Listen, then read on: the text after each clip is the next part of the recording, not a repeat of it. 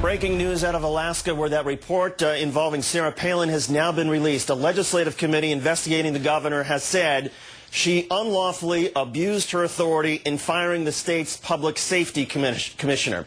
This was an investigation that began in July when Walter Monaghan, who was in charge of public safety, was essentially terminated by Governor Palin, and then he reported that the reason he felt he had been fired was because he had not dismissed Palin's brother-in-law, who had been involved in a very nasty custody dispute with Palin's sister over the last 2 years. That prompted an investigation, which Sarah Palin said that she welcomed and that she would cooperate with.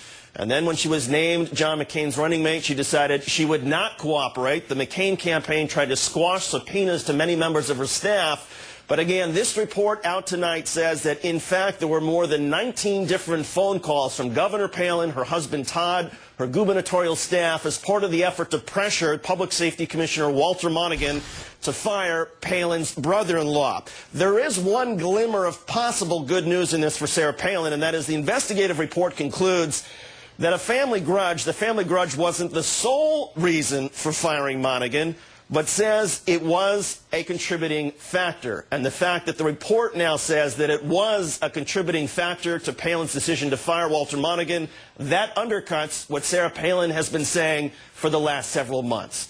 Joining us now from Anchorage, Alaska, Michael Carey is a columnist for the Anchorage Daily News. And Michael, welcome. Bring us up to date on what you've been able to determine after thumbing through this report that's just been released. Well, the report has just been released. Thank you for having me. And I spent all day waiting for it to come out, and like all the rest of the reporters, and haven't seen it. So essentially, the broad outline is news to me. The important thing I think readers or viewers should understand right away is the committees that release this are bipartisan committees. This is not like Washington, where one party or the other is in control. The legislators who release this are bipartisan. The Senate President is a Republican. The chairman of the Judiciary Committee is a Democrat. So in other words, you have a bipartisan commission that is signing off on a report that says essentially Sarah Palin broke state law. I don't know if yes, I gather that's correct. The important thing to realize is it's not surprising they could come to this conclusion because of the amount of time, effort, and intensity over a period of years the Palins invested in somehow getting Trooper Wooten fired. And it's important to remember he's a member of the classified personnel. He's a union member. He's not an employee who could just be fired at will. It's very unusual by any standard. And again, I should clarify, this was a legislative investigation, so even their conclusion that she broke state law does not mean any sort of immediate criminal charges. But doesn't this open the door? No, there'd be a record. Doesn't this open the door to there possibly being either, a prosecutor taking a look at this, or at the very least, doesn't this give great fuel to Walter Monaghan if he wants to now file a lawsuit against Governor Palin? That could be true. He is an at-will employee, but that doesn't, he could be removed if she wanted to make changes, as she said she did. But he does retain his civil rights. He is, does have those rights under the Constitution, and presumably he could exercise them if they were violated here. Where does this go next?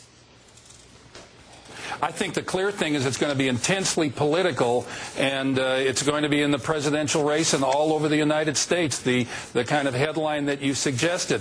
If I could make one thing clear to the viewers, I think that's really important, and that is this is another example of the trouble the Palins have had of separating their personal life from their political life. The per diem, the living at home and accepting money from the state, the use of their private email accounts for state business. These are all examples of how the Palins, Sarah and Todd, have had a very difficult time separating the personal from the professional. And Michael, just to be clear, I mean, the Palins had a choice. This summer, Sarah Palin could have come out and said, yeah, you know what? I didn't like that trooper. I didn't like what he did to my sister. So, of course, that was a factor in why I tried to get rid of him. But she didn't say that. She said, no, I got rid of him because I wanted to move the department in another direction, or because he did some things that weren't under my authority, even though we found out later they were. She had the choice off the bat, to say, yeah, I didn't like this guy and he deserved to be fired. Instead, by saying, no, it was all these other reasons, that's where she set herself up for problems, right?